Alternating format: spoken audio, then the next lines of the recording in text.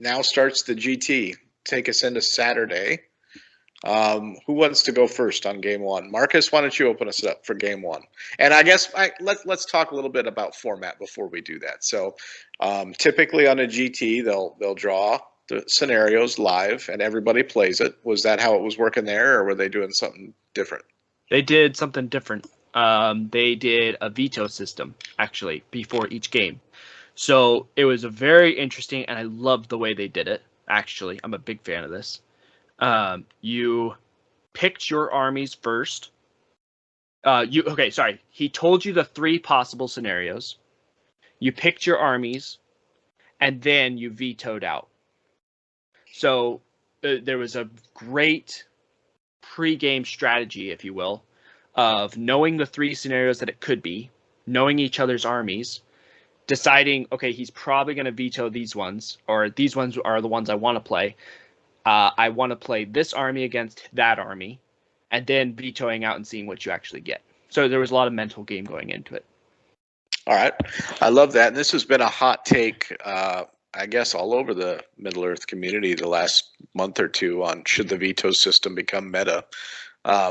We should probably at least talk about this a little bit next episode, but I always kind of wonder just on the side of, I heard one of the other podcasts talk about, I guess that essentially would mean Goblin Town would never have to play Lords of Battle. So that's the downside to it, but it is a cool shakeup. So, okay. Now my last question though, everybody in the room has the same 3 scenarios to pick from though? It's not like there's 3 scenarios for each table. Yeah, no, everybody has the same 3 scenarios to pick from. All right, cool. Marcus, lead us off. Something I was just thinking about it. There's no way I'm going to remember which of the 3 were in the pool. I think I'll remember which one I played, but I don't remember, except for a couple, which one I vetoed because they were obvious. But now everyone will be just thirsting for what are the ones you got rid of. Mitchell, I don't know if you said this, but it was they picked by pool, so it wasn't like 3 objectives. So it was an objective, a maneuvering, or an objective based, a maneuvering, or a unique scenario. It was always 3 very different styles. Yeah. So I think for round 1 we had Lords of Battle. I don't remember the other ones. I played Lord's Battle. Yeah, I realized this as I was thinking about which 3 we were picking. So, because I also played Lords of Battle. The other thing that he didn't say was the tournament organizer vetoed Storm the Camp and Heirlooms of Ages Past. Heirlooms of Ages Past. So we were playing from a total pool of 16 with replacement, and he said the replacements wouldn't come until the last 2 rounds. So we knew from a get-go, not having those 2 random ones, that was nice because we weren't having to spend a veto on scenarios that I think are otherwise lacking significantly. So round 1, it was Lords of Battle. If I would have remembered, it would have been helpful. I got to roll off. I picked Angmar because it was Angmar versus and I don't know the name of the Legendary Legion, but it's the Wozes, the Paths of the Druidin Legendary Legion, where you have Wozes. That's exactly what it is. That's the name. I thought that was the name of the army. So it was, that Legendary Legion. So it was Theoden, Eomer, Durnhelm, Darrowwine, and Gamling for the Rohan heroes. It's a lot of heroes. And then Gone Berry Gone. Is it Gone Berry Gone or Gone Berry Gone? Whatever, that guy leading one warband. Unless you listen to the old narrative book, then it's Hanbury Han. I was going to say the same thing, Hanbury Han for me, but Gone Berry Gone for everybody else. Yeah. Okay. That guy. This is the first time I've ever seen Wozes on the table, so I was like, wow. And it's actually a guy I played in North Carolina at their escalation event. He was taking Inspect in, so it was cool to see him again. Very unique army. First time I've ever seen Wozes on the board. Holy crap! Like that was. I'm getting ahead of myself, but there's some special rules that come out in very weird ways. So, Legendary Legion, I had never played it before. The biggest thing was, and I'm probably going to mess this up, they have so many rerolls against evil models, orcs. I think they get it for all evil, like orcs or a guy goblin. But And not just rerolls, but they get hatred for the Wozos. the Wozes get hatred, but the Rohan get all of the rerolls. And so his mounted contingent, he had mostly Rohan Royal Guard. I think he had a couple, maybe one or two riders that weren't Royal Guard. But them charging in was crazy. But I wanted to do Angmar because, again, I felt like with 2 flying monsters, the cavalry, the hurl potential, all of that, I feel like I had the advantage. And it was a fairly open board. There were some significant ruin terrains like in the middle and on the sides, but lots of room to fight. So deployed straight up. He deployed very heavily on one side, so I knew I was going to have to swing around to come, fight and engage. But right off the turn 1 get-go, he charges in with all of his heroes. He calls death, or I don't know if he's got a special rule for combats, or if they just get free combats, or if there's another rule where Rohan's getting some sort of combat again, plus the Darrowwine. Like there was just so many, whether it was heroic combats he was using might for, I can't remember, to be honest.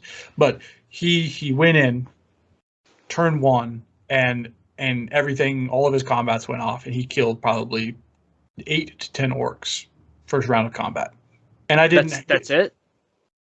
Yeah, because I was fighting within a smaller get-go, and I should have said I called heroic channeling right off. Okay, this will be a theme. I called heroic channeling right off the bat. I drained Eomir's courage 4 points in turn 1, so Eomir went to courage 1 off the get-go.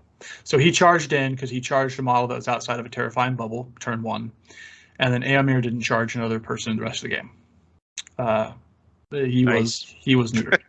So that was an effective drain courage. I got the big 3 plus just a normal drain courage from the tainted. So yeah, he killed a bunch. So Lords of Battle, he's in position. He definitely has the initiative. He's up 8-0, and so the remainder of the game is honestly me swinging my orcs around, and Golovar, undoubtedly the MVP of this game. He went from behind my line to juke because he's got so much, blow dart potential, throwing spears. So he flew to the middle piece of terrain to get coverage, to get protected. And then he flew to the back line. The second turn of combat, heroic combated even further into the very back line where there was a banner. So he killed 4 Royal Guard 1 turn, and then was the flying monster in the background waiting, like, where are you going to mess up and miss position so I can come in and hurl and avoid any weird type of combat or strike, potential.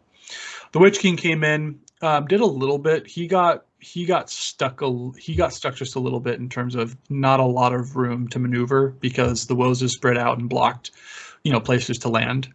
But he was still casting spells, started draining Theoden's courage. This whole game, the only spells I really cast until the very end were drain courage, just because I wanted to try and neuter heroes. So I'll fast forward to probably turn 4, turn 5, because it turned into a slugfest. I thought I had a significant advantage, the Rohan Royal Guard, without having a courage test, getting to re-roll every time they failed. So many banners, improved fight value. I didn't have a lot of opportunity to go in with my Witch King and without having to strike. So that made me a little bit nervous. It made me play a little bit more passively than maybe I should have with the Witch King on Fellbeast. So yeah, fast forward to about turn 4 to kill Tally, because I've been able to kill horses and then kill the rider. I come back to, I think it was 28-28 at the end of turn 4 in terms of kill count. And I was about to break and he wasn't even close. And so it was kind of a critical moment. This is where, again, the late game, Eomir getting to Courage 1, not being able to charge anything. He couldn't heroic combat. Heroic moves weren't necessary because he wasn't the hero going to 0 and getting the might restore from gambling. So Eomir basically sat neutered in the middle of the line the whole game, and the orcs just swarmed in. Once his Wozes got into combat on the weak side where they were trying to block, that's where I came back on the kill count to break him, and then I got the points for breaking. But he played a very tactically sound game the whole time. 2 flying monsters. I only got 1 hurl off to hit heroes on horses, and it was just gambling because I didn't hurl far enough. It was the Witch King that got the hurl, and I rolled like a 1 on the D3, so I didn't get to dehorse Theoden until like the last turn. But scoring on this one, I'm trying to think. So Lords of Battle, I beat him, but the final score was 40 something to like 35. So I only had more. I didn't have double. So that's 3. So that's 3. I broke him. He broke me. So I think that's 1 each or 3 Yes. each. One I think each. it's 1 each. It's 1 each. So we were both broken, and he broke me right at the very end. It was so close. Like, because these turns were really long since there were so many combats, from the get-go. So that's 4-1, and then I wounded Theoden. I was not able to actually kill him. So that's another 1. So that goes to 5. The last turn, I had an opportunity to kill him, and he hit the fate roll to stay alive. So that 5-1 was the final score. But the MVP of that game for me was Gullivar, but for him it was undoubtedly, he had a contingent of probably 5 Wozes on the end who were fighting next to Theoden, and they were getting to pick because they had priority around him where the heroic moves were going off. They were picking a lot of 2v1s, and they had hatred, they had poison, so it was +1 to wound against orcs, with reroll all failed wounds or whatever there again, so many rerolls. It was just every time he won a combat, it was a dead orc, and he did a great job of piling into very strategic combats, and ultimately that's what saved him from a worse score, because it was very close to being 7-1 instead of 5-1. Yeah, that's really interesting, and that's an excellent matchup on the army for him versus a magic Angmar. So congrats to you for being able to pull out the win, and that's still a major win in this scenario packet because that's double the VPs. Mm-hmm. So nicely done. I'm just curious, before we move on to Mitchell's game, what was his good army? I'm surprised you didn't opt to avoid the Angmar versus Wozes matchup with all those throwing darts or blow darts. Do you remember? Gosh, I don't want to do him disservice. I'm pretty sure he had the Actually, I have it right here. Hold on. Let's see if I can get it. So he has Azog's Hunters. Yeah, that's what it was. So it was the strength 4, and he had a Warhorn in his army. So he had, and I think it was Bolg who was his leader in the Azog, and he had a ridiculous amount of the Hunters. So it was going to be so many 2-attack models at strength 4 that were going to be charging. And I didn't think, and with Bolg being fight 7, I didn't feel like my 2 heralds and the King of the Dead were going to be a good matchup. Yeah, that totally makes sense. All right, so it worked out to be the right choice because you won. So you're 1-0 with a major victory. Yep. Mitchell, let's run into your scenario 1, game 1. So I had a fun matchup again. It was the same guy we played in our doubles match, and I think his name was Preston, but don't quote me on that. I can't remember. I'm terrible with names, so I apologize if he's listening. But he had the exact same army we faced in round 1 of our doubles, which was the Return of the King Legendary Legion with Aragorn, the King of the Dead, and Legolas. And then the rest warriors, and I think he had 1 or 2 riders of the dead. Can't remember. So we vetoed out. I selected to do my Riders of Theoden Legendary Legion because I was worried about. I had Fearless Goblins and a Balrog, but he had. I think I just was itching to play Riders of Theoden. I'm not. It could go back and forth. I think the way the scenarios were, I had a good chance of it being Lords of Battle, because I think the other ones were unfavorable for him. Either they were objectives and I didn't want the goblins. I can't remember quite. But anyways, it ended up being I played my Riders of Theoden Legendary Legion versus his Return of the King Legendary Legion in Lords of Battle. That's what it vetoed down to. So I have a very low model count. I'm 19 models total because I have all 7 heroes if you include Mary. And the rest are Royal Guard. And I had 1 rider, Rohan. Let's back up though real quick though. I mean, that makes sense why you picked what you did, because you're basically up against Aragorn, who has Elven Weapon, Unlimited Strike. Yeah. So he But- wins if he gets up to 10. Yeah. You're thinking good chance that it's going to be Lords of Battle and you can have a low model army. So I can get that. Even though the horses count, it's still.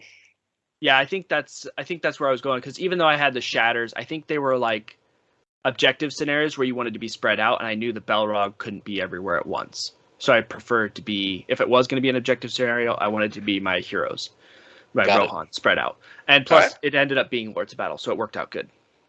The deployment was pretty straightforward. I think I did my typical put Gambling next to Durnhelm because Mary can get might points back right off the bat.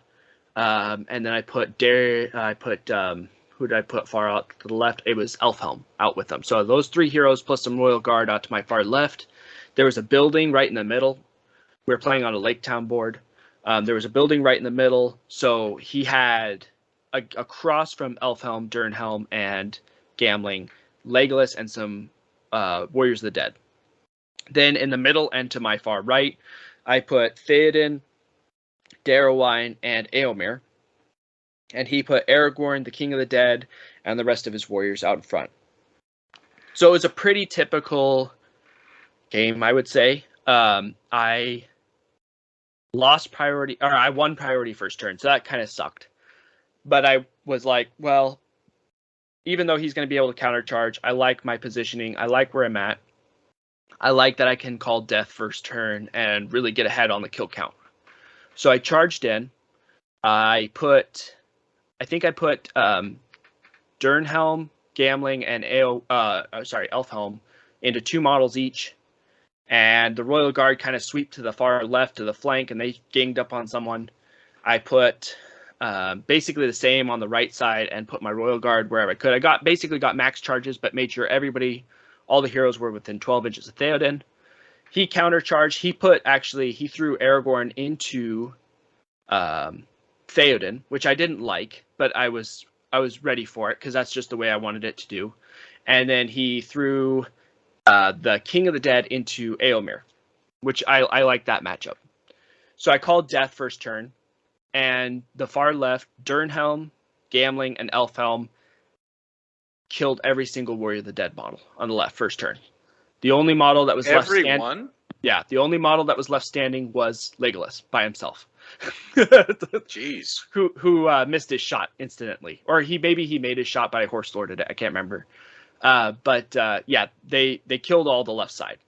The right side actually did not go as well for me because I lost a strike off for both Eomer and Theoden. The lucky thing was that he went for the rider, not for the horses. And I think either that was because he was somewhat newer to the game, or he didn't want me to horse lord it. I'm not sure. Or he was just going for the kills. But he never struck at my horses, which I think might have been a detriment to him in the long run. He did end up getting quite a lot in the kill count. But he went to kill Theoden. And luckily with my hero combat with Darrowwine, I was able to single off Theoden one-on-one with Aragorn, so he only had 3 attacks coming back at Theoden, and he only put 1 or 2 wounds on, so Theoden actually survived because I was able to single him off. Eomer survived, he was able to tank the punches, and after that, I'll just kind of fast forward, it just kind of snowballed a little bit. I heroic combated off of Legolas, heroic struck in combat off of Legolas, and looped everybody around.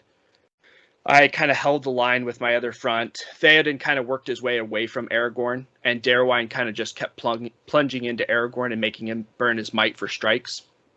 I hit the back side of him eventually with my reinforcements, and both Eomer and Durnhelm together looped into Aragorn and killed him. I think the King of the Dead was left alive. But the risky thing, I was getting nervous, was because he was winning the one-on-one matchups against my Royal Guard, and he was killing them. So he actually racked up 9 kills, I think, on my Royal Guard, and I was 1 model away from breaking at the end of the game, which is that's very, very close. I almost broke. I was 1 model away from breaking, but I think the total kill count ended with me being double but not triple his kill tally. I killed his Okay. leader, and I broke him without breaking. So I think that's a 10-1 victory because he wounded Theoden. All right. So substantial win there. Mhm. Man, that would have been a fun one to watch. Just I'm trying to imagine the way that line crumbled at the very beginning. So Death kind of won it right off the bat then, is what I'm gathering. The game was decided. I wouldn't. Yeah, he almost clawed his way back. He did a great job of maximizing his opportunities on my right side and killing Royal Guard and just trying to churn through it. I think just the fight value advantage, the bodyguard everywhere, and then my heroes just burning strikes almost every single turn where they needed to, and combats on the left side, and just getting through that left side so fast and reinforcing the right side just overwhelmed.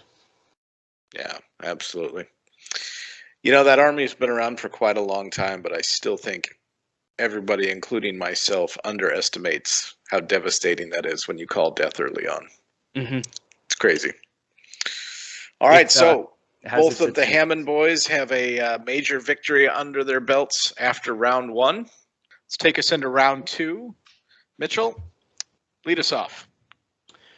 So round two, I drew the three scenarios, I believe, and Marcus can correct me if I'm wrong on this.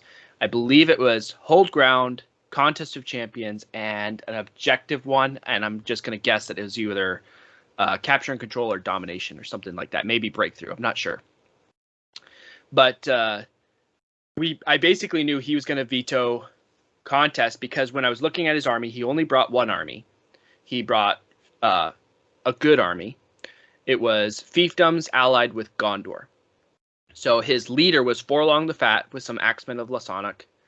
He had Angborn with some Clansmen of Lamedon. He had Dunhir with some Rangers. And his ally was Boromir, Captain of the White Tower, with the banner. And some Gondor warriors. So right off the bat, I knew his banner basically made all of his fiefdoms armies fight 5. So he's had fight 5 everywhere. That was not a good matchup for my Rohan.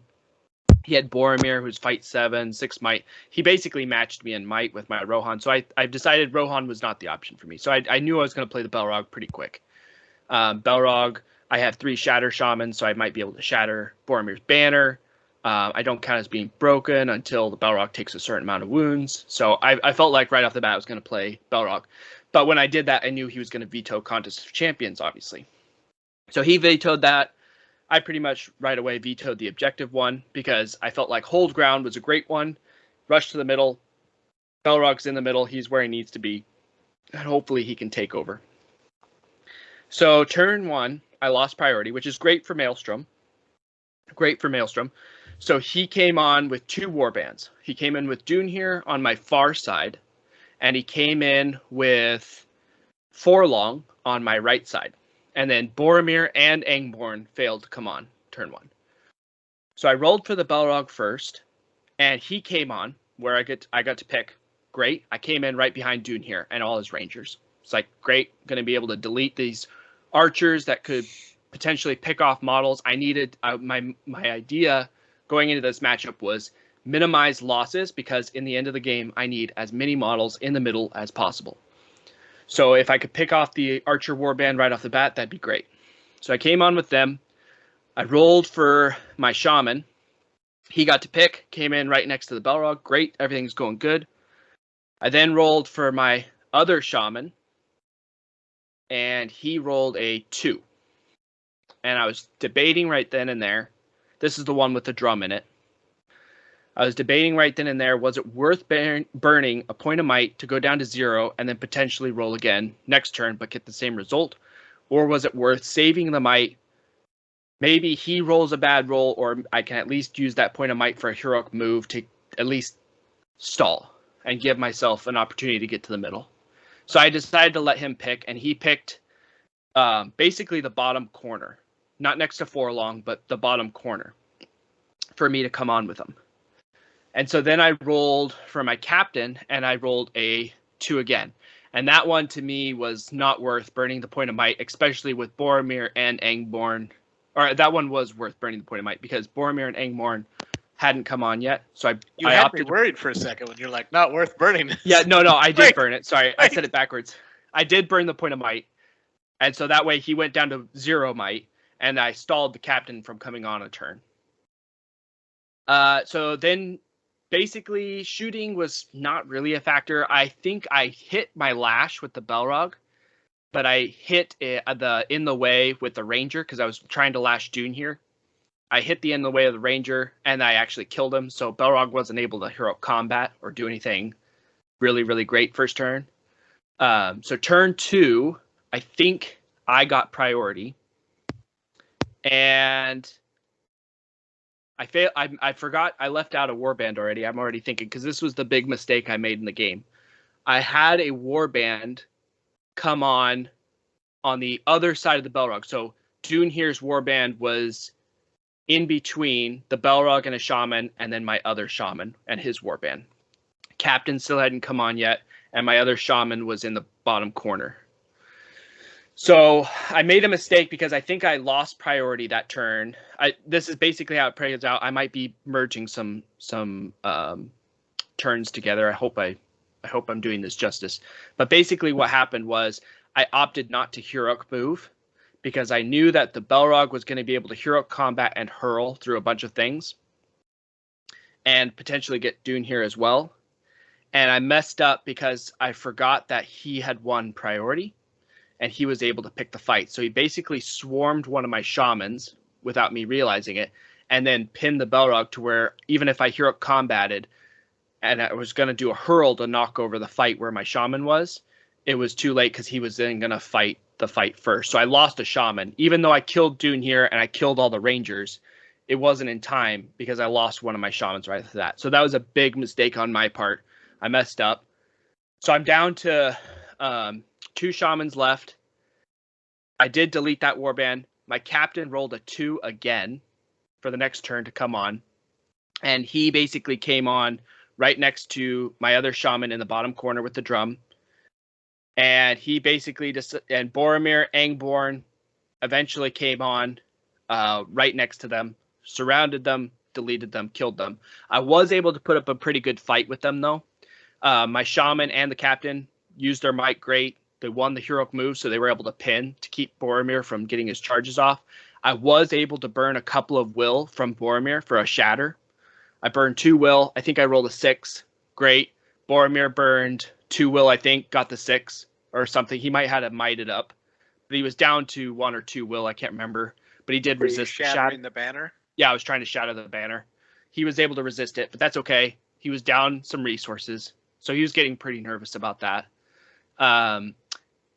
Forlong, in the meantime, he was kind of in the middle, and he was kind of heading towards the middle at that point. He was kind of like on the side, but he was heading towards the middle.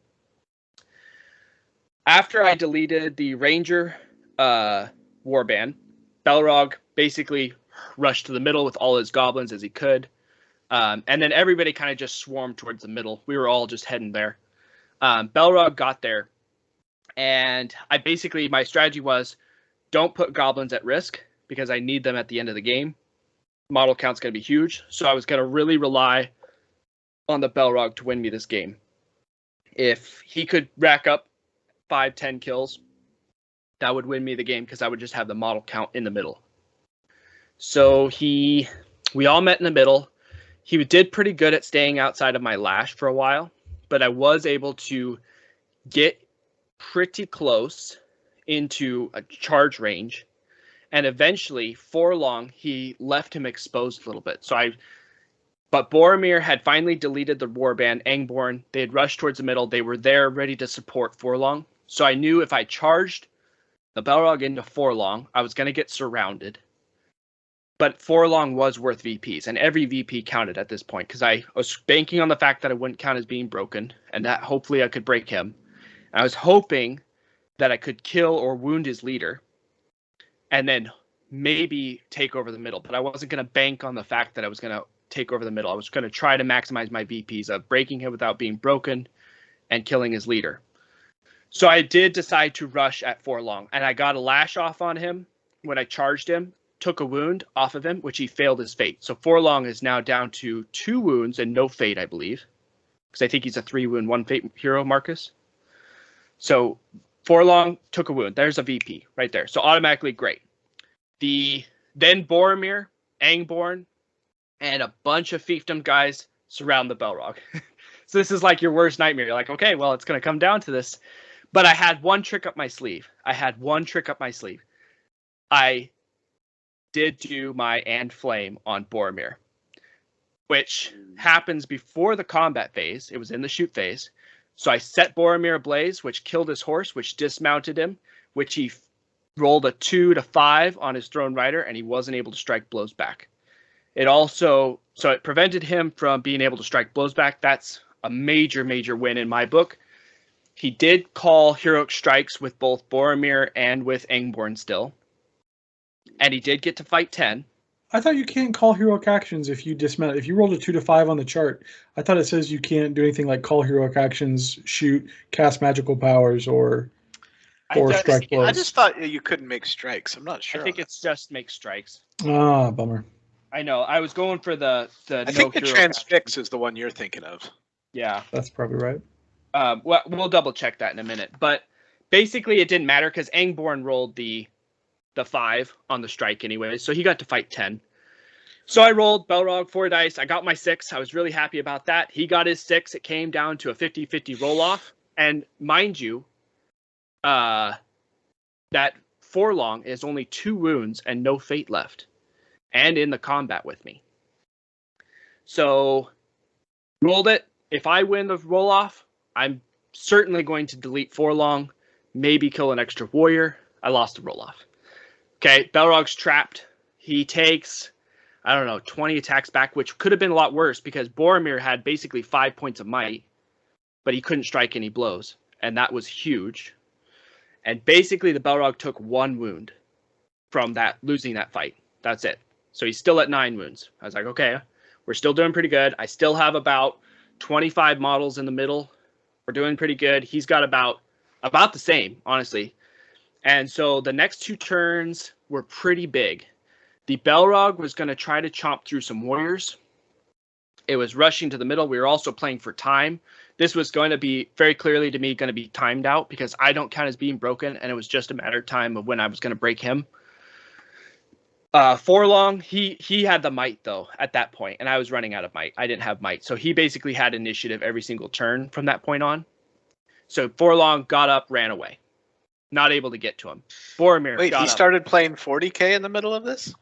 Yeah, he basically just ran away from the Belrog with his 2 heroes. He did do some surprising things for me. So when he ran Boromir and Forlong away, he charged the Belrog with only 2 models, which I thought was very interesting. And he charged the rest of my goblins with the rest of his guys. And with start of combat phase, I called the heroic combat, and this is where I messed up, Matt. I did a blunder. I did a laser check for a potential hurl after I heroic combat, and it would have knocked over his entire battle line if I was able to kill these 2 models. I said, so just so we're clear, I wanted to see if Belrog is able to move here, he'd be able to potentially get a hurl off and knock. Yeah, he goes, wow, he started sweating.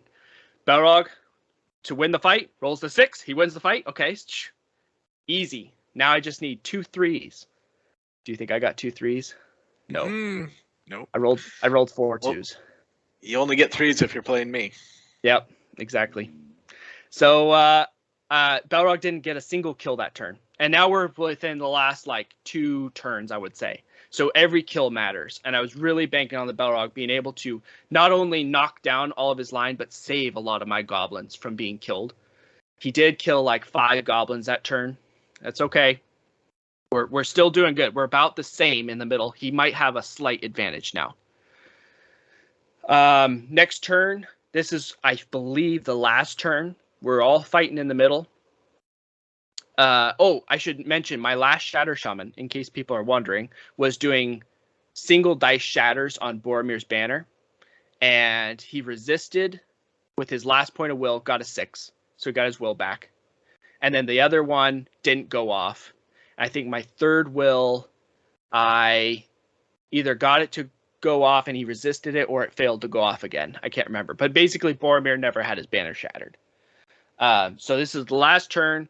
He gets heroic move because he has the might now. He charges the Balrog with 3 guys this time. And I'm actually okay with that again, because I'm looking for kills. I want to maximize the Balrog's kills at this point. I want to take over the middle. Balrog wins the fight, only kills 2 models, fails his heroic combat. Can't get more than 2 kills in that turn. So the bummer for me, I actually lost the middle, and the Balrog took a wound. Forlong survived. He won the middle. He did not have doubled me in the middle. The final score ended up being 6-4, so it was very close. I think I broke him. I think that's where I got my other VPs. I broke him in the end, on the last turn. Where'd you get your other 2? Because isn't it 3 for breaking and not being broken, 1 for wounding the leader, and then he would have gotten 3 for more models in the middle, 1 for wounding the leader. That's 4-4, right? Let's see. He might. Okay, so let's see. He had. So I if you break without being broken, that's 3. So I got 3 there, and I wounded Forlong, so that's 4. He wounded the Balrog, so that's 1. And actually, he must have done double in the middle then. Sorry, because the score was 6-4 in the end. I lost 6-4. So he was able to get double. So the big bummer for me was the Balrog in the last 2 turns only killing 2 models. That was a big bummer. That's really what did it. Because had I killed more than 2 models, like the potential 5 to 10 that he could have in the last 2 turns, would have been a draw, if not 6-4 the other way. Exactly, a draw, if not 6-4 the other way. So that was a huge bummer for me, but really close game. Really fun game. I mean, he was a phenomenal opponent to play against. We were just clicking all the way through. Like, we had these real weird hills, and we were like, hey, let's just fight these fights off these hills because it's weird to balance models. I mean, we were just on the same page. He was having fun. Like, when my Balrog flopped on the potential hurl, he was laughing as much as me. He goes, that was really well lined up. Like, I had a couple of hurls that went off that were pretty good. I wouldn't say the Balrog flopped completely, because in the beginning of the game, he really did chomp through a bunch, because obviously I broke him in the end. So the Balrog did do a bunch of killing. It's just, it was a bummer in the last 2 turns that the Balrog didn't do as much as I wished he could have. But it was still, as far as a loss goes, a 6-4 loss is not terrible, I felt like. And I still felt like I was doing pretty good. Minor loss. Yeah, you avoided the major loss and you got some VPs. I guess the thing that surprises me more than the Balrog is the fact that with 2 shamans and Boromir only having 3 will, that you never got a shatter off. Yeah, that was I think he resisted. He might have burned some might to resist, but he definitely gained a will back from resisting. I remember he rolled a 6, and then I failed to shatter like once or twice. I failed to cast it. Okay. So, and he deleted he deleted my 3rd shaman because of that stupid mistake at the beginning of the game, which honestly, if you think about it, might have cost me. I don't know if it would have, but it might have cost me. Do you regret not being more aggressive with how much you cast at each shatter, looking for a more flashy, unresistible roll? Maybe, yeah. Now that I've failed the shatters, I was trying to be like, okay, even if I get a 3+, it'll burn his will, and then the next turn I will be able to get it. So maybe if I just burned 2 will and got the higher roll, maybe, yeah. Now that I failed 1 or 2 shatters, yeah, hindsight. But I think I would have done the same thing had I had to do it again. It's the single will shatters. They go off on a 3+. It's just so reliable, and it just churns through their resources a lot of times. So, yeah. All right. Well, good recap of game number 2. Even though you didn't get my 40K joke. I don't play 40K. I didn't get it. Well, you must, because you kept saying he got the initiative. Oh, I see. I see. All right, Marcus. I've been around Games Workshop. All right. I had to at least point out my joke. All right, so Marcus, let's hear about game 2 for you. Nobody in the peanut gallery was laughing hard enough. So like, hey, just need, as the director of this shindig, yes, I need to call your attention take time back to circle to back humor. to the brilliant joke of the host. Thank you very much. Okay, so my game 2, we're going to come back. I think Mitchell and I played on this board probably 2 or 3 more times for the rest of the tournament. This is a popular board. It was really cool, and there's a reason for it because it's important to my strategy. It was a desert oasis, and it was set up where the oasis was in the middle, and it was surrounded by in an almost circle fashion by some trees, single trees. So it created this really cool center effect. And then in each quadrant of the board, very symmetric. It was very, is it asymmetric? I think is the word. There was either a house or series of houses in each corner, and so very very open board. I was playing same scenarios. We ended up picking hold ground because I had for my for my armies, it was either the King of the Dead or it was Angmar. And I was playing against a guy who brought Gondor, pure Gondor, and Azog's, I think it was Azog's Legion was his second force. It was either Hunters or Legion, I can't remember. And so, you're about to say something? No, I'm just thinking that's a tough choice because they're both fight 3 base armies. Army of the Dead lines up great. It does, but I chose because we picked the armies ahead of time. I figured I would want Witch King on Felbeast versus Denethor, who was his Gondor leader, to make sure Contest of Champions was out, versus risking like a King of the Dead versus Azog on Contest of Champions. Like, Right. I don't know. And he also had Warhorns in this army too. Everybody I played had Warhorns. It had courage buffs. So like my whole theory about maybe going up against the Evil Courage 2 army with Harbinger of Evil didn't play out so far. So okay, we decided, we rolled, I won, got to pick Angmar. So it was Angmar versus Gondor, and his list was Denethor, Boromir with a banner, not mounted, with a ton of Guard of the Fountain Court, Hurin the Tall on horse. Was it Madril is the Gondor Ranger, the 3-might Gondor Ranger, with a contingent of Rangers.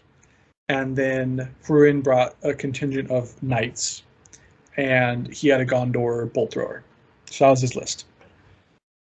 So go for deployment. I win priority. So he deploys his Gondor Bolt Thrower, and right away he made a very interesting play. He deployed his bolt thrower between 2 of these buildings up in the far left. I'm just going to refer to it was far left, up and left from me, where I was on my side of the table.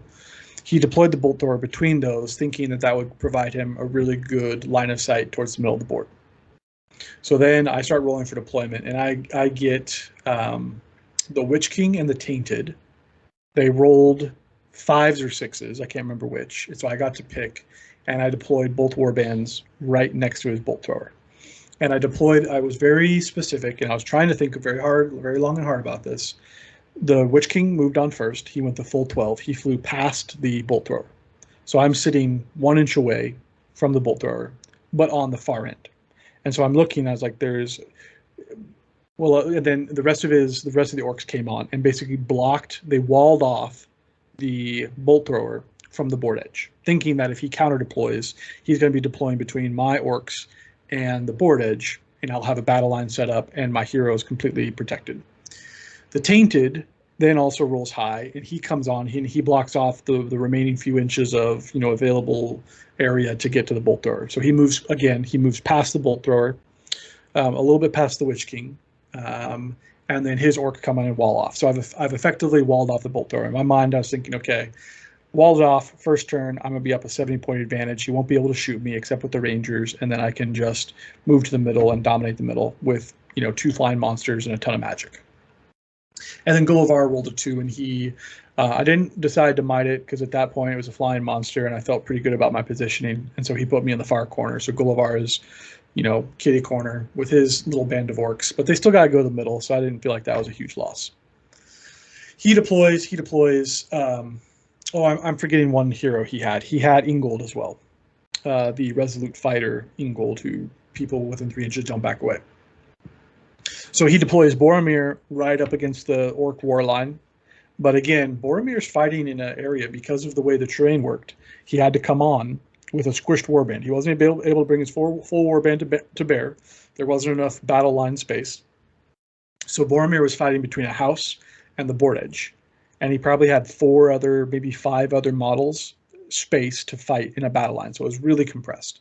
And then Ingold came on the opposite side, again, very compressed between some mechanical houses. It was like a construction site. So again,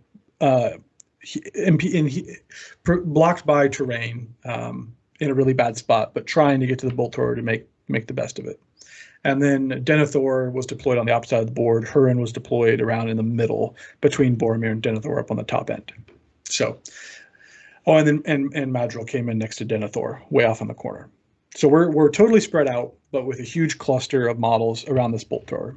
So turn one, this is I remember texting Matt a few times because it just kind of caught me by disbelief.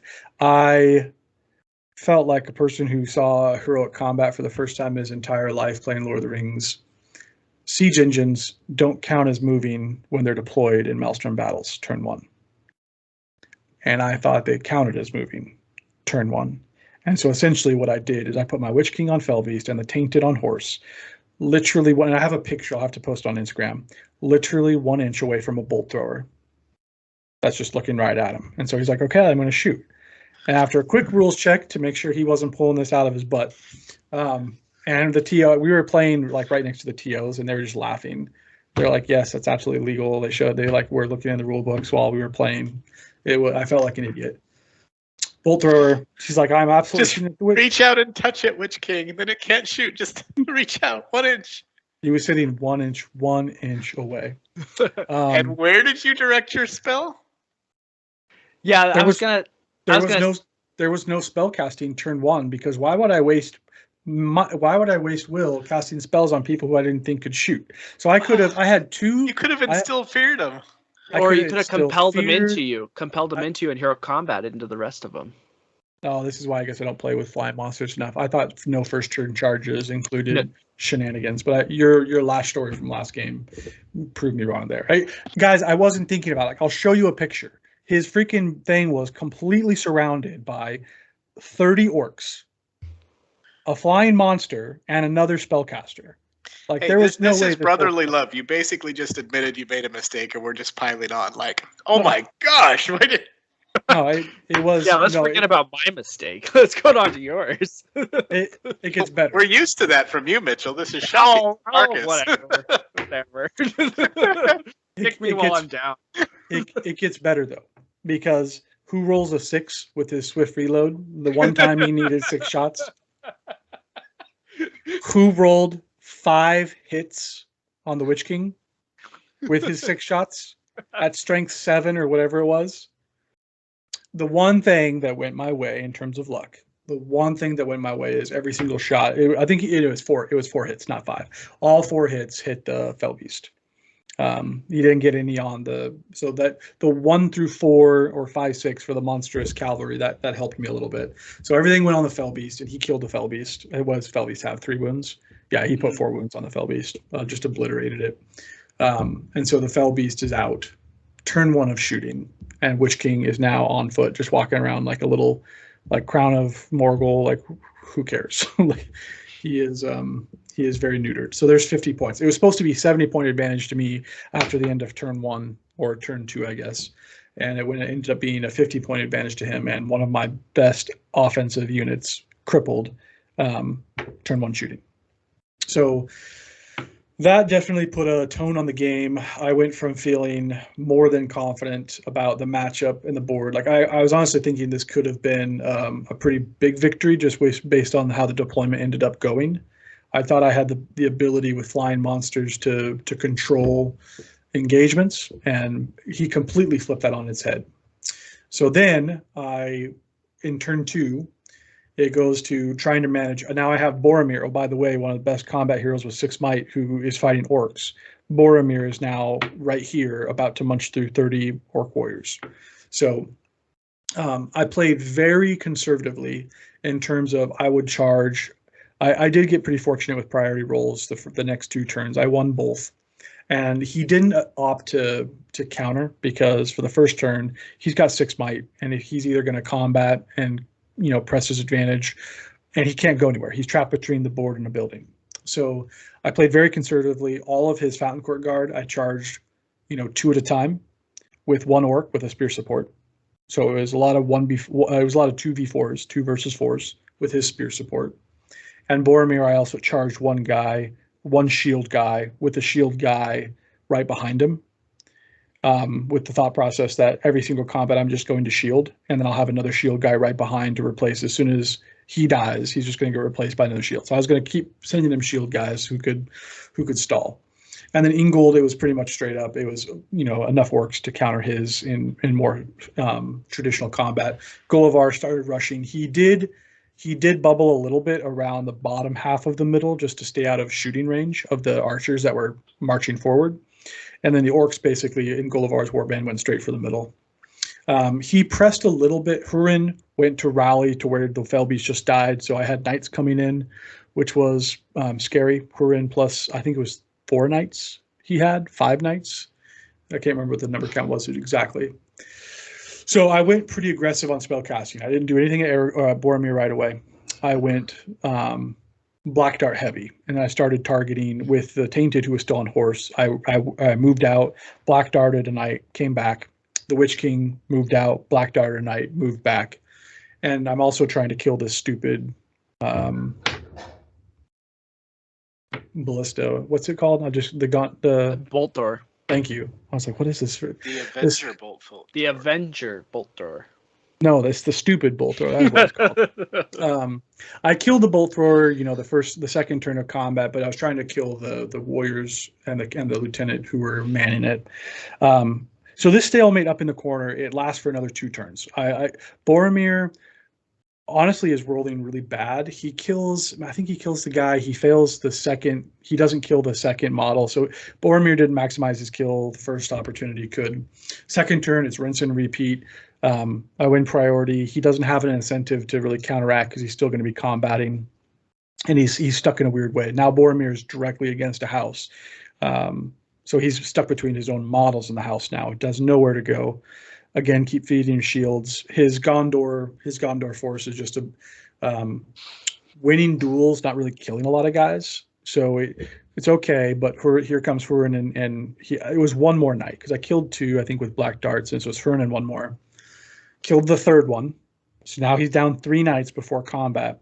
And Hurin actually ducks behind a building to avoid getting hit by, more magic. However, the Tainted was able, I can't remember if it was this turn or the next turn, the Tainted was able to bubble out because of the extra movement, cast a Black Dart, and I did it on his horse because I didn't want to risk, that crazy resist on a spell against Hurin himself. So I Black Darted his horse, unresistible, killed the horse. Now Hurin is dismounted. So now I'm feeling a lot better about the mounted cavalry is not to be concerned. They're not going to be able to flank me in a material way.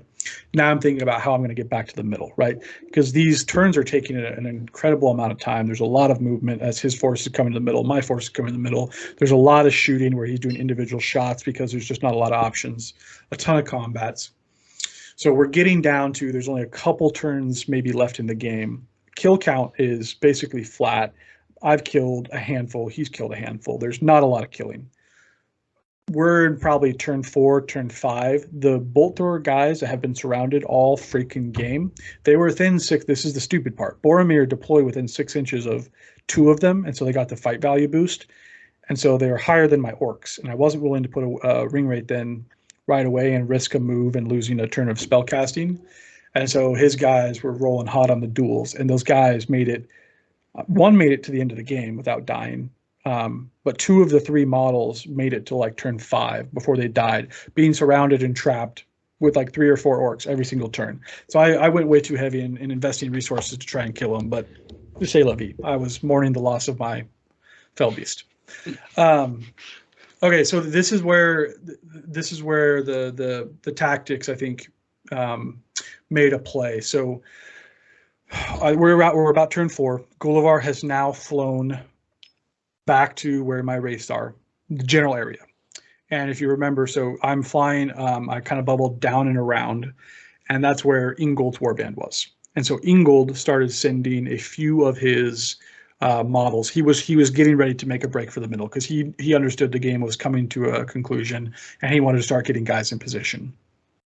And so actually, when I had priority, I actually immobilized or transfixed Ingold to keep him back.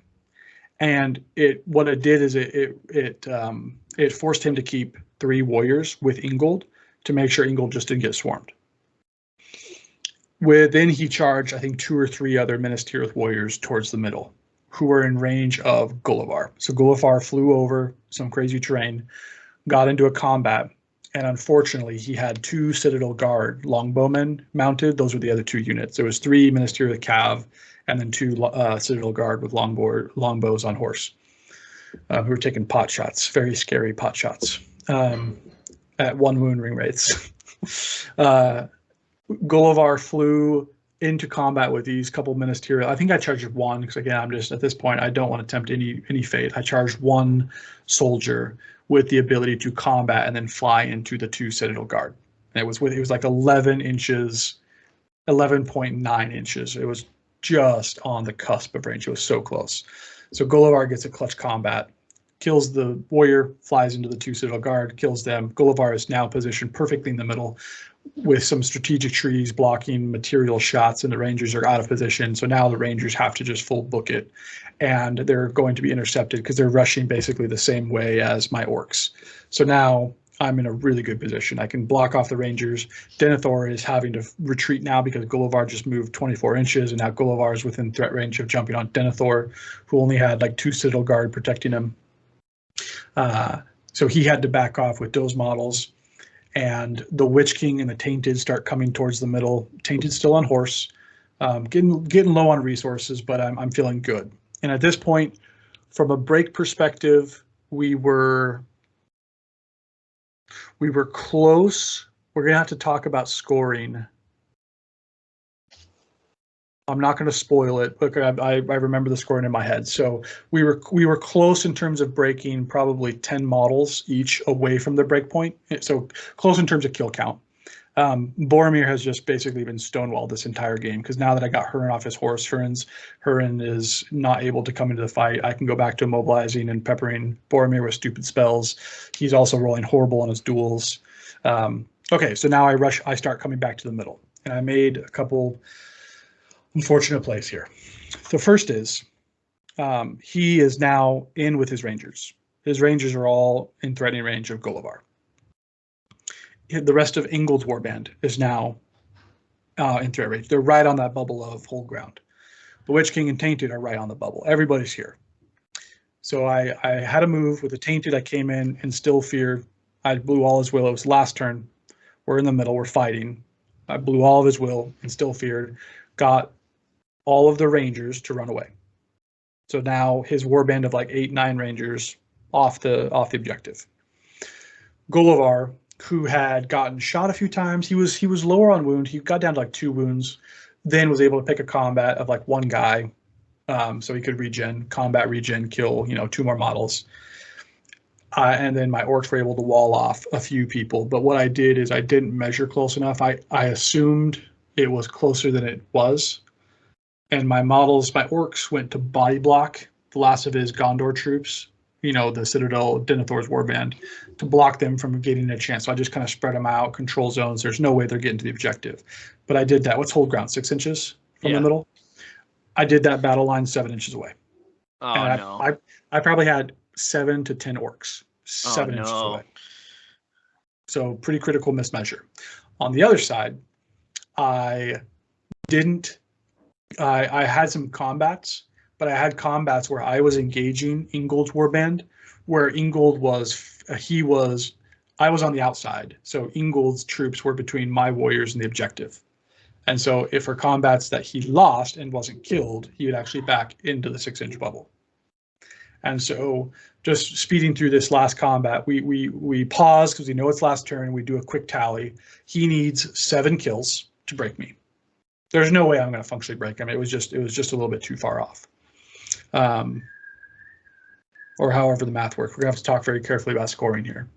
And then the center objective, there were a lot of key combats, but I'm out of resources. I've got nothing there. The Tainted just blew away. The Witch King's got no might left. And like 2 will, 1 will. It's something where I couldn't put him in combat. I think he had 1 will left. Couldn't put him in combat. And so it came down to, could he kill 7 guys, and could I execute a few kills to get a significant advantage in the middle, like double, right? So we go through on the center objectives. I fail. I win the combat, which is worse, and I don't kill him. So his Ingles troops back in. So I go from having a double advantage to a single advantage on the central objective, because I mislined my guys up. And I think we probably had 12 or 13 combats total that round. He killed his 7th model on the very final fight. Breaking without being broken. Yeah. We're gonna have to talk about scoring, because I think I messed something up here, because the final score ended up being 5-3. Okay. He broke me without being broken, so that got him his 3 victory points. I had more models. Maybe it's I had double models on the objective, because his hero was fine. So I was I think 1 or 2 models from having triple the number of orcs on the and evil models on the objective versus as compared to him. And so that would have been 7 VPs instead of 5. 7-3 versus 5-3, but yeah, and it 5-3. I like how you're low key building us up for this horrible loss, and then oh yeah, but the 5 was me. Like, wait, I thought you were losing this game. Yes. It was playing down when you have orcs Angmar and your only offensive threats are a Fellbeast and Gullivar. And Gullivar is like 36 inches away, and your Fellbeast goes down turn 1 of shooting.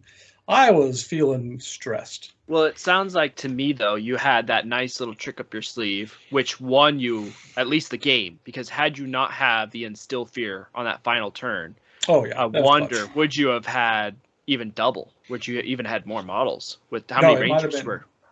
Yeah, I think I scared away his hero and 4 or 5 rangers. So that easily could have lost me the double count. Yeah. So I'm curious, up to this point, has the Tainted had the same impact as 2 Barrow Whites and 4 extra orcs for you? Up to this point with 2 games played. So game 1, 100%, because the Drain Courage. So there is the Paralyze, there's the potential for Paralyze. But what the Tainted did for me game 1 against Rohan was draining Courage, where I don't think Barrow Whites would have had enough time to have impact. And it was the channel, so I think it was the threat of channel. But game 1, arguably 2 Barrow Whites maybe would have been better, because more terror opportunity for the Wozes. Game 2, I would say that Tainted was probably my MVP. Gullivar is always going to have an advantage in terms of just his kill potential and the amount of movement he had with the combats just going crazy. He covered some ground. He played great, but the Tainted would have, I think, contested, because the Tainted got me the mobility to reach out and black dart knights that were coming to flank me. Knights who would have been fight 4 with lances against my completely exposed backline. And the Tainted with the mobility got to a position where he could black dart Hurin's horse, who was sneaking through terrain. So I think absolutely the additional range, 10 inches plus the black dart range of 12 inches, I think that was more valuable than 2 Barrow Whites for this game specifically, just because we were so bottled up.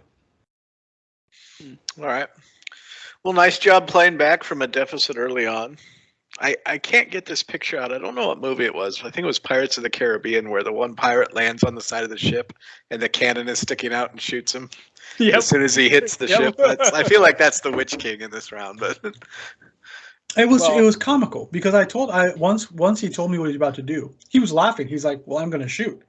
And I was like, "Say what?" And he's like, "Oh, I'm going to shoot." And again, we did our quick rules check, and I was like, "You're going to shoot." And I'm assuming at one of the orcs. Yeah.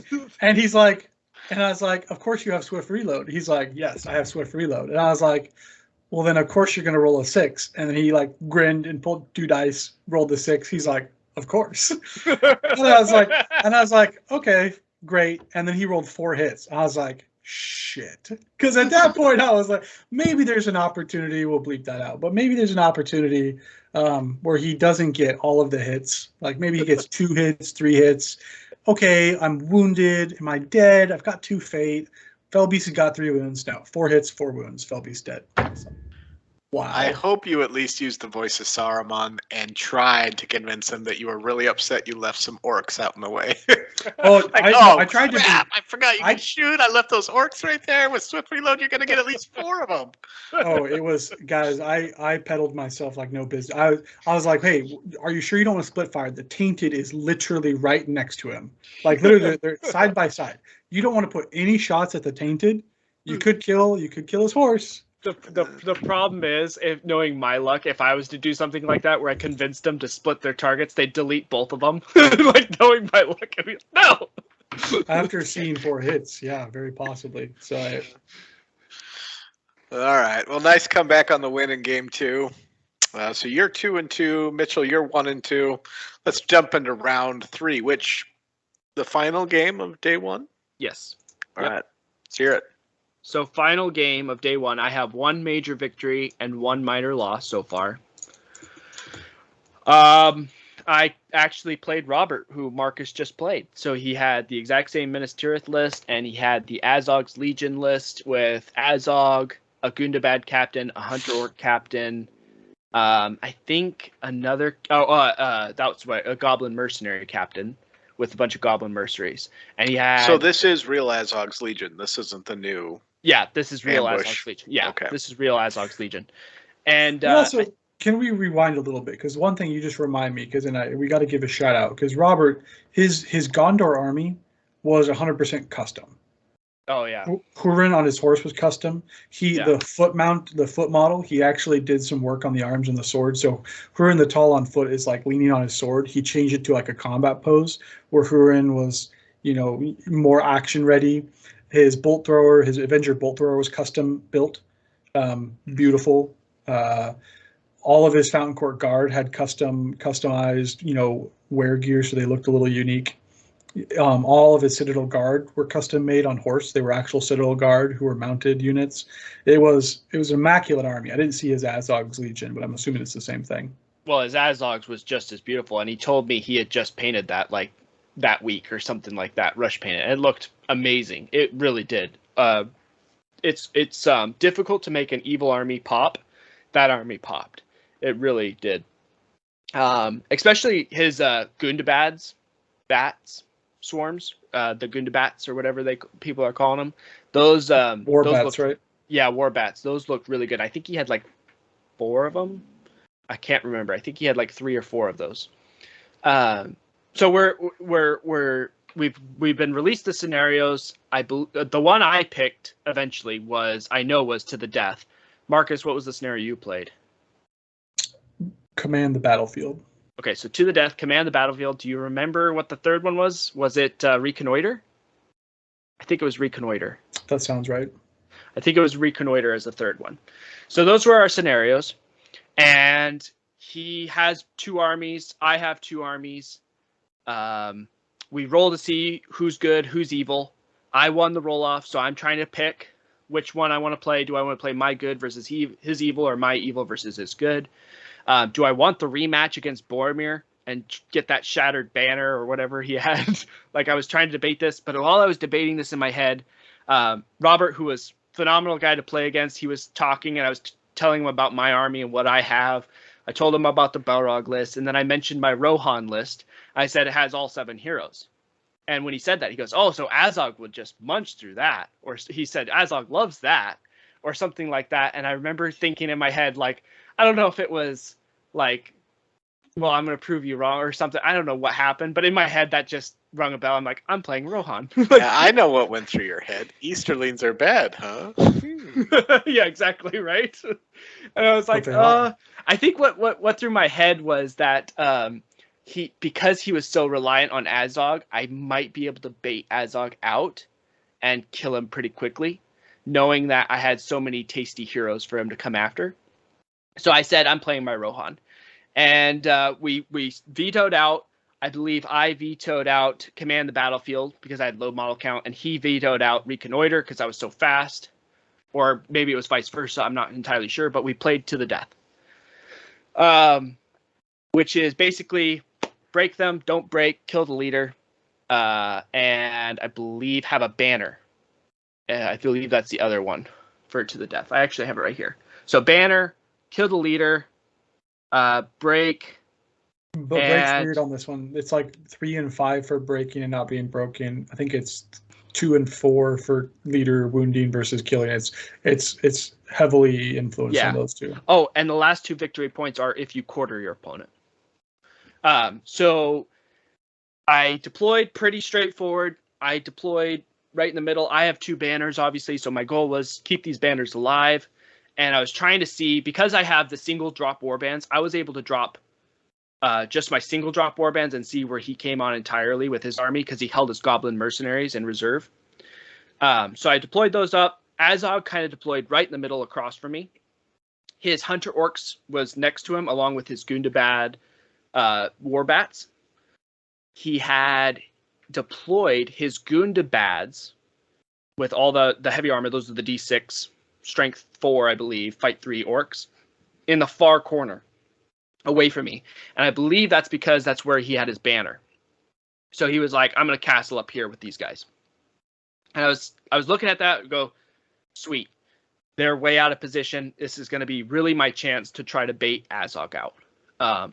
So I kind of pushed forward and just see what he did. Azog ran straight out with them. I marched just to really emphasize that I'm going to rush too. So I moved 15 inches across the way. Azog came straight out. And I think this is where he made his critical mistake, was the next turn, he pushed Azog forward a little bit more, and I was able to not charge, but get in range with all my throwing spears. So I ran in, and I threw a ton of throwing spears. I think I threw 8 or 9 throwing spears, all at Azog. And I think I put 2 wounds on the White Warg and 1 wound on Azog with those 9 throwing spears. It was ridiculous. It was crazy good. So he burned through all the fate. Did he have the armor on Azog? Yes, he did. Yep, he had the Azog. So I rolled a lucky 6 on one of the wounds on Azog. And I put 2 wounds on his Warg, which I believe is D5. So it's 5s needed there. So his White Warg stayed alive with 1 wound. Azog was able to fade it, so he didn't take the wound. But the most critical part about that, when I blitzed him, he slightly left 2 warbats out of range of Azog for his heroic move. So they were outside 6-inch bubble from Azog. So next turn, Azog heroic moved and he ran away. He backed up like 10 inches or so, like 8 inches or so, back towards his hunter orcs, who were sitting in the middle. By the way, the hunter orcs were kind of still in the middle. They kind of climbed up on some terrain and they were trying to take some shots at my Rohan heroes. They didn't hit anything yet or wound anything yet. And his Gundabads stayed in the corner. Goblin mercenaries had yet to come on yet. So when Azog moved away, he then realized that 2 warbats couldn't follow suit, and I had priority. So I charged those 2 warbats with 4 Royal Guard, killed them. I then decided this is my chance to really try to get Azog, because he started running away, and I wanted to pin him before he got too far away or got surrounded by all of his help. So I really blitzed at Azog. I ran Aelmir in.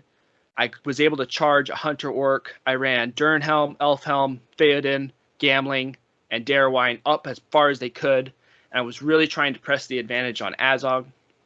I killed those 2 warbats on the side. I think I killed another warbat or a few Hunter Orcs or something like that. But that ended the turn. So Azog still hasn't fought in a combat yet. So the next turn, we did our priority. I believe he won, which was huge, but still doable for me. I called heroic move with Elfhelm, and I was able to win that, I believe.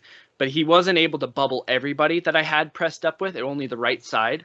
So the right side basically charged headlong in, and I was very careful on setting up the fact that Elfhelm and Durnhelm went into the same combat, and that Theoden and Darwine went into the same combat. No, slightly different. Sorry, Darwine ended up, I thought he was in the heroic move, but he wasn't. So Theoden actually went into, I believe, the same combat as Durnhelm, Elfhelm, and Theoden. They were all 3 in the same combat. Aelmir pressed up, and Gamling was trying to be a banner support. So Azog, when he had a chance to move, charged into Darrowwine. And basically what he was trying to do was hero combat, kill Darrowwine, go into gambling, kill gambling. That's what he was trying to set up. He still didn't have the support, though, around Azog still. The Gundabad started running up. The Hunter Orcs tried to run up and help a little bit, but they just weren't there. So the next turn, basically what I did was I called Death. So I got my free heroics. I got Darrowwine to strike first, which forced Azog to strike. And then he Master of Battled it. Okay, no problem. The big thing was he wasn't hero combating this turn. I called a hero combat with Aelmir, a hero combat with Durnhelm, a hero combat with Elfhelm, a heroic strike with Durnhelm, and I believe a heroic strike with Theoden.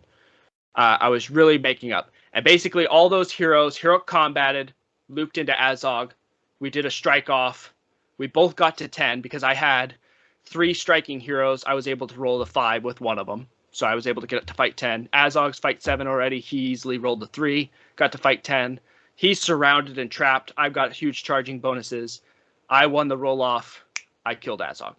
So that's basically what I was going for, is just the strike combat, loop into Azog, trap him, surround him, get him. And that was his first turn of combat. First turn of combat and Azog goes down. That's brutal. Yeah. That's what I was going for. White Ward 2? Yes. I killed the White Warg too. So everything died.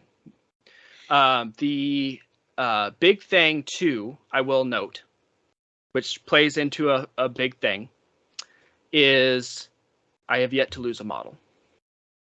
His Hunter Orcs did manage to score wound on Gambling's horse, but my favorite rule for Rohan, Horse Lord, came into play, and Gambling faded it. So I still have yet to lose a horse or a model, and Azog is dead. After that, it just became a heroic combat frenzy. At that point, he had tried to recover to help Azog, as you recall, but now they were in charge range with all my heroes, and there was no Azog. So I basically charged. I had might everywhere. I was combat. I had the fight value advantage everywhere. I called combats. The next few turns were absolutely brutal. He then finally remembered his Goblin Mercenaries because he had forgotten them at this point because he had lost Azog. So he's a little bit starstruck. And Goblin Mercenaries came on, but they honestly, they came on a train piece right next to trying to help. But it basically ended up being 3 of my heroes hero combated into those Goblin Mercenaries and deleted them pretty fast. I think the game ended when I quartered him. It ended before time, or right at time. We were pretty close. He had a 40 model army total, so 40 models total, including Azog, including a few captains, Gundabads, everything. At the end of the game, he had 6 models remaining. Oof. I had yet to lose a model. No, I didn't lose a single model. You still didn't lose a model? I still didn't lose a model. Once Azog died, my heroic combats, I was killing 2 to 4 orcs per turn with each hero. So that's 6 heroes just killing 2 to 4, 2 to 4, 2 to 4, and it just snowballed on him so hard. I was able to grab his banner. I was able to keep my banners alive. So I scored a full 12-0 victory without losing a single model. That is probably the most brutal win I've ever had in my life. I felt so bad for the guy. He was taking it like a champ. He was saying like, you man, did not. Yeah, I was rubbing in his face, but he was still a good sport. No, he was, he really was. He was talking to me about his strategy. He had a good plan when he pushed Azog up, that his plan was to bring the Goblin Mercenaries in behind me and then kind of press with the Hunters and surround me. And it just didn't work out because the Gundabad bats were out of Azog's range and he had to pull back. So it just kind of snowballed on him. But that was by far the most brutal win I think I've ever had. It was just a massacre. Just anything Rohan wanted to do, they did. Obviously, I mean, Azog didn't kill a single model, so that tells you something. What was your model count again with your Riders of Theoden? 19 total, including Mary. So 18 models. Yeah. And you didn't lose. Oof. I didn't lose a single model. Yeah. It was just brutal. I just had the fight value advantage everywhere. I had the might value. I think I spent close to 25 at least points of might, maybe 26 if you include death. It was a massacre. Yeah, when Rohan's not having to strike up with their heroes, that's going to be a bad day. Mhm. I'm curious, who did he bring for his hunter hero? Who brought the? It was just a hunter orc captain on a warg. Okay. All right. Well, awesome way to get back in the win column. Gosh, I feel like painful just listening to that. I know. Seems dirty. It was brutal. I mean, I think the big thing for me was I was nervous that Azog was going to win that 50-50 roll off. He wouldn't have been able to kill really. I mean, he might have been able to kill a hero, but not two. But he would have still been attacks, right? He only had three attacks, and he wounds on threes. I might have been able to fade it or whatever happens. But the big thing for me was that if he did win the roll off, he's still surrounded by all my heroes, who would have then just tried it again next turn. But luckily, I won the roll off first turn and was able to kill him first turn of combat for him. Well played. I love how you Marty McFly'd it too at the beginning. No one calls me chicken or calls my Rohan a bad match. Well, I can see what he means. Azog is very, very scary with 3+ to wound. And when he sees like, oh, there's 7 Rohan heroes or whatever, he loves that. You know, I think it was just something in me snapped and I was like, well, I'm playing Rohan. You were triggered. Yes, you could say that. All right, well, nice game. Marcus, what do you got for us in round 3? So round 3, I actually went and played on the board that Mitchell played on in round 2. It was like the Rohan. It was like a field with those little hills. They're small hills, but they're climbable, smooth hills with like a Rohan watchtower in the very middle. Small tower, not really impacting. I played, I think his name was Connor. He's actually from the Utah group. They've got quite a contingent of people that they're playing pretty regularly, and he's like helping build that scene. So it was kind of cool. We chatted about that for a little bit. He brought, I only remember the good army he brought because again, I won the roll off and it was another Rohan. They had in all of the heroes, all mounted Rohan. And I wanted to go up against that with my flying monsters. Having just played Mitchell, testing it out, I thought I had a pretty good opportunity and learned a few things from our game. So won the roll off, got to pick Ingmar, he picked Rohan, and then for scenarios, it was command the battlefield is what we ended up playing. So on the deployment, I won priority, so I deployed first. What happened was I rolled pretty well. I can't remember if I rolled first or he rolled first. The deployment, it wasn't super impactful, so I think I won priority, so I deployed first. No, I'm going to screw that up. I think he won. Anyways, he's got Rohan, so it's all one hero, warbands. So he's rolling, and essentially he was heavily concentrated up in the top right. Again, I'm just based on where I am, the top right corner of the board, in between some hills. So that's where a large portion of his army comes on the table, kind of on the two corner edges there. And then the big one was Aemir and Darrowine came on, again, the exact opposite corner of the board. So they're definitely separated. And then I deployed, rolled really well for deployment. All of my heroes got to pick basically where they came on. And so I deployed the Tainted farther down on the right board edge because I didn't want to get swarmed. I deployed the Witch King within fly range of the edge of his cavalry contingent, up again further up on the board edge. And then I deployed Gullivar right in the middle of his army. Right on this kitty corner board edge, but I deployed Gullivar in a way where he moved on and then the orcs moved on around him, so there would be no way to move combat and get to Gullivar turn 1. It was basically Gullivar was protected with the ability to kind of fly out of that formation.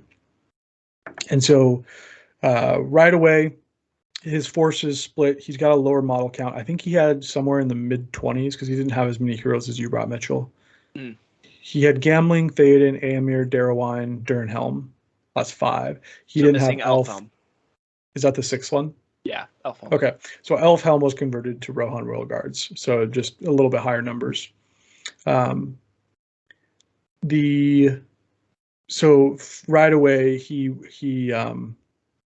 heroic moves or moves, whatever. He's getting away because he's definitely within threat range of both flying monsters, and I've got the spells to reach out and grab. I do end up grabbing two cavalry, fly him in. Felbeast gets a couple easy kills, and so we're in pretty good shape. And because of my deployment, I jumped on a few of his models up at the very top. So the warband that came on up high, and with the rest of his contingent, he bolts for the middle to try and regroup with Darrowwine and Aomir coming from the opposite end of the board. Kind of reset the table, take advantage of his movement, etc. So that's early on. I feel like I had a pretty significant deployment advantage just because of the way he rolled. So I spread out, but the Tainted Warband spreads out to potentially meet or contest the bottom two quadrants / meet whoever comes to attack. And the Tainted migrated a little bit towards the middle to just be spellcaster support. Gullivar's Warband of Orcs definitely start marching to take center line on the top two quadrants, and again fight whoever is going to come meet them. But what ended up happening, I think this was turn 3, so the second turn of combat. Per your advice, Mitchell, I was really trying to think about the compel opportunities. So I was able to get Gullivar, so he moved away. Right, so he's still moving to the center of the board. At this point, Theoden, Durnhelm, and Gamling, and the host of their Rohan Royal Guards are basically in the center of the board. Gullivar and somewhat consolidated because he was doing I think it was a heroic move that let him get away quick. So they're very bunched up. This is just so you know, this is like my nightmare as an all Cav army is seeing this situation right here. Well, what happened next was I was able to get into a combat within 12 inches, so fly range of that warband that ran away. You were able to pull a model out, fly into him, heroic combat. No, it was somebody outside the move. So there was okay. a Mulov to force. He got some people away, not everybody. Gullivar jumps on a horse that's within 12 inches of the warband. So the thought was he's going to heroic combat and then he's going to go jump on the warband that's running away from him. And then I think it was the Witch King was within range to fly out and then compel. And so I did a little bit of lining up of models within the warband that was running away from me. Gullivar then combated, jumped to the front of the line, and got a hurl off. And the hurl was pretty brutal. Of his like low 20, mid 20 model count, the hurl knocked out Theoden's horse, Gamling's horse. So there's 2 heroes.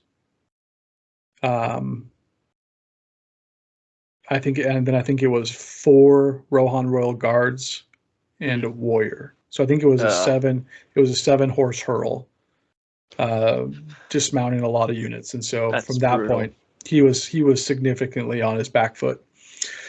So he's pinned in the middle. So this is command the battlefield. So it's get to the edges. Yeah. So what he did next was concede. No, he did the exact. I would say honestly, like things were not looking great. I killed probably 4 or 5 horses just in combats by jumping on people early with the deployment. Plus, then you think about that huge hurl. So he's down on model counts, right? But this is what he does. So remember, my Felbeast flew out to go get this compel lined up. Next turn, Durnhelm goes YOLO. 10 inches. Durnhelm wasn't in the hurl. Charges the Witch King on Felbeast. Nice. Okay, I've got thematic and scary because of that. Yes. Oh yeah, I was like, will history repeat itself? Ironically, too, you just knocked Theoden off his horse too with the witch. King, it gets better. So I'm thinking like, hey, Witch King's got full resources. He's on Felbeast. Durnhelm is about to get swarmed by probably 15 orcs. The Tainted's there to provide support as well. It's like, okay, that happens. Gullivar keeps pestering. I stay away from the whole strike, so he's playing a little bit passively, but I'm still engaging to whittle that warband down. Darrowwine and a significant amount of knights are now pressuring the bottom 2 quadrants. So I had orcs with no support, right? They're just off on there. They have no hero support.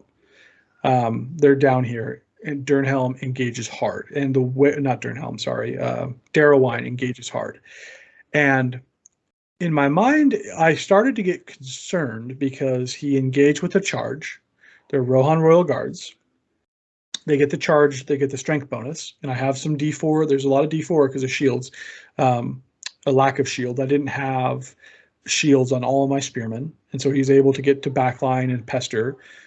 Darrowine has 3 points of might, so I know he's going to have move control. He's going to have charges throughout. So I honestly started to think like honestly once the Witch King kind of frees up from this combat, he's going to have to go fly south to go help these people to a degree, because I could easily see myself losing. I probably had 15 or 18 orcs down on this bottom two quadrants. So that turn of combat. Again, bringing my force to bear to meet Theoden in that middle dead zone, also pestering the top two quadrants to secure those. We get down to the fight phase, and in classic Marcus fashion, I decided not to strike. It's 3 attacks versus 3 attacks. If he strikes, he's burning a point of might. He's so far up gambling. I'm just whittling things down. Strength 3, strength 4 on the charge, D8, D6 on the Fell Beast. I thought the might on the Witch King would be more valuable for heroic move support down south. So I was like, I'll take a turn, do your worst, and then we'll settle up next turn when you get trapped, surrounded, and you'll die. Durnhelm obliterates, wins the combat, strikes, wins the combat, obliterates the Witch King. We're talking, she had to use, I think it was 1 point of might to do the 3 wounds. I didn't even roll my fate. I had 1 wound, 2 fate. She obliterated him. So again, this is now the second game in a row where the Witch King actually did something this game, but this is like what, turn 3, turn 4 maybe. Witch King's dead. Full resources. He had 3 might, 12 will, whatever it was, on Fell Beast. He's dead. So now Connor's like, actually, and I have significant board control and board presence, down here on the south end. Now all of a sudden the game completely pivoted. It went from looking bleak as all get out with that hurl going off to actually my leader's dead. Those are VPs. I lose all my spellcasting potential, my flying monster potential. Very thematic. And so then it goes down to what is happening with this south quadrant. And I will chuckle embarrassingly to the end of my days in terms of I have never seen charging. We'll just fast forward. This is 3 turns because all 3 might were used to secure priority in the charges. Maybe it was 3 or 4 turns. I don't remember how many I won. He had, we'll say, just for the sake of numbers, 6 Rohan Royal Guard plus Darrowine charging. And in 4 turns, he lost all 6 Rohan Royal Guard. Darrowine lost his horse. And I think I lost 2 orcs. Oh my gosh. Best troops in the game. It was Angmar Orc Warriors. And I'm not talking like close. It's like, hey, I was rolling very hot, but like I was rolling 4s. Okay, I shielded 4s. 4 high. Rohan Royal Guard, 2 attacks. Snake Eyes. Next Rohan Royal Guard, 1-2. Next Rohan Royal Guard, 2-2. I think it was legitimately probably the 3rd turn of combat before a warrior rolled higher than a 3 to win the duel. On the turns that he's charging to create that significant advantage and likely delete all of the orcs and take back those 2 quadrants, right? So with the Witch King got punched because left him very exposed, and Durnhelm, that blitz with Durnhelm just rocked me. Went from looking very bleak to his Rohan Royal Guard totally blowing it for him. Down on the south quadrant. So I took the numbers advantage. He lost the advantage there. I jumped on those 2 quadrants. So that's controlling both. So there's 2 and 4. I controlled the upper 2 quadrants because Theoden's warband of people that were just trying not to die were stuck in the dead zone. He did have a model that Trine ran, but I ran 7 orcs over there to have a overwhelming advantage. And so I had all of the quadrants controlled. That's 8 points. I think so. And he killed the Witch King, which I believe is 2 points. Mitchell's looking up the scoring here. Yeah. So 1 to 2 for killing the leader, 1 to 2 for breaking, and 1 to 2 for each quadrant. Oh, okay. So then this is what it was. Then I put a wound on Theta, and at some point I broke him, so that gets me to 10. And then he killed the Witch King. So 10-2 was the final score. 10-2, another major Very victory. nice. Nice. So that's 2 major wins, 1 minor win for you, Marcus? Mhm. Nice. All right. 3-0. Yeah, great way to polish off day one. Mm-hmm.